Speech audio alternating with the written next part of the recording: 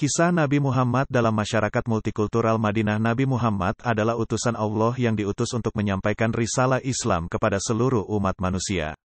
Beliau lahir di Makkah pada tahun 570 Masehi dan mendapat wahyu pertama dari Allah melalui malaikat Jibril pada usia 40 tahun.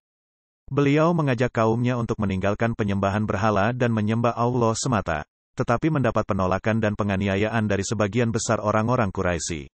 Beliau bersama para sahabatnya mengalami berbagai macam cobaan dan ujian, seperti boikot sosial dan ekonomi, perang Badar, perang Uhud, perang Khandaq, dan lain-lain.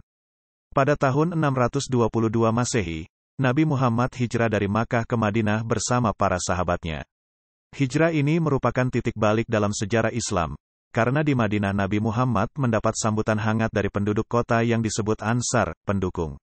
Di Madinah, Nabi Muhammad tidak hanya menjadi seorang nabi dan rasul, tetapi juga menjadi seorang pemimpin politik, sosial, dan militer.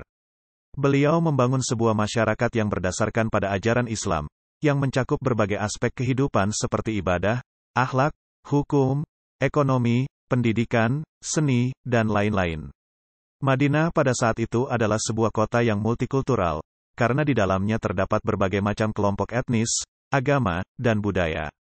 Selain kaum muslimin yang terdiri dari muhajirin, pendatang, dan ansar, pendukung, di Madinah juga terdapat kaum Yahudi, Nasrani, Majusi, munafik, pura-pura Islam, musyrik, penyembah berhala, dan lain-lain. Nabi Muhammad menunjukkan sikap toleran dan adil terhadap semua kelompok tersebut, dengan menghormati hak-hak mereka dan menjalin hubungan baik dengan mereka. Salah satu contoh sikap toleran dan adil Nabi Muhammad adalah ketika beliau membuat piagam Madinah, Mitsak al-Madinah, yaitu sebuah konstitusi tertulis yang mengatur hubungan antara kaum muslimin dan kaum Yahudi di Madinah. Piagam ini mengakui bahwa kedua belah pihak adalah satu komunitas, ummah, yang saling membantu dan melindungi satu sama lain. Piagam ini juga menjamin kebebasan beragama bagi kaum Yahudi, selama mereka tidak berkhianat atau berperang melawan kaum muslimin.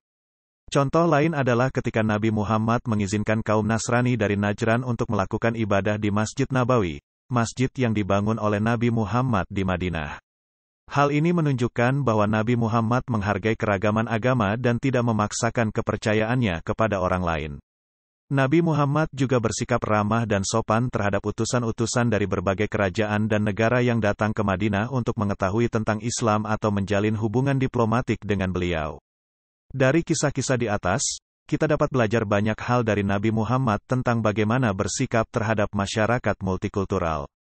Kita dapat meneladani sikap toleran dan adil beliau terhadap orang-orang yang berbeda dengan kita dalam hal etnis, agama, atau budaya. Kita dapat menghormati hak-hak mereka sebagai manusia dan sebagai sesama makhluk Allah. Kita dapat menjalin kerjasama dan persaudaraan dengan mereka dalam hal-hal yang baik dan bermanfaat. Kita dapat menyampaikan ajaran Islam kepada mereka dengan cara yang bijak dan santun, tanpa paksaan atau kekerasan. Kita dapat menunjukkan akhlak dan perilaku yang baik sebagai contoh dan bukti kebenaran Islam. Dengan demikian, kita dapat menjadi umat yang rahmatan lil alamin, rahmat bagi seluruh alam.